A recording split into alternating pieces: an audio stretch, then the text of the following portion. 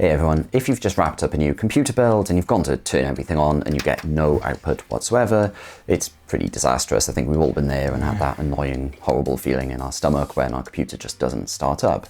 But if you've debugged everything and you've reseated the RAM and done all of that, and I'll talk about things you should do in a minute, but if you've done all that and nothing works, is it possible you've got a dodgy motherboard?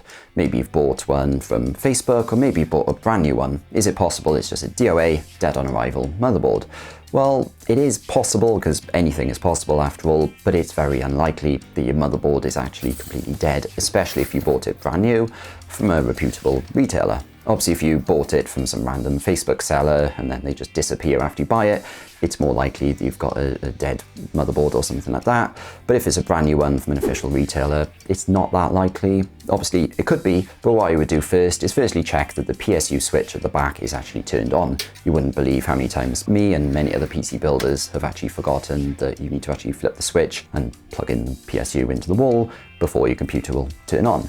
The next thing you should check is that all your power cables are in fully, both on the PSU side and the actual computer, and this is especially important for the CPU power cable and also the motherboard one. Yes, if you've got a graphics card, the PCI Express cables are very important as well, of course, but actually what you should see is when you flip your PSU switch, if you have LEDs on the motherboard, they should actually light up. At least you should get something. I think most modern motherboards do have some level of LEDs. So if you actually don't get anything lighting up, I would double check the power cables, because if they're not in fully, especially the massive 24-pin Behemoth, that could be a reason why your motherboard isn't showing anything and why you suspect it's actually dead on arrival. The next thing I would check then is actually, I would remove the RAM and put it back in, which is called reseating the RAM. And I would do the same thing for the CPU as well, just in case, because you never know. If that still doesn't boot up, what I would do is cut the power to the motherboard. I'd then remove the little CMOS battery, which is the little round metal one. I would wait 5 to 10 minutes and then put that back in, flip the PSU switch again and try it again. And it's very unlikely that if you're not seeing any motherboard light at all, then removing the CMOS battery will fix it, but it is something that's worth trying. But if after doing all of that nothing works, then it is possible you have a defective motherboard, in which case you could try getting in touch with the retailer and looking at a return or an RMA or something like that, especially if you've just bought it.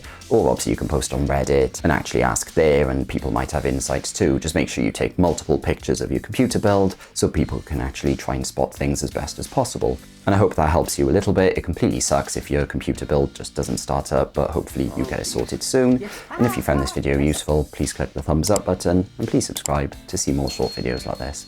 Thanks for watching.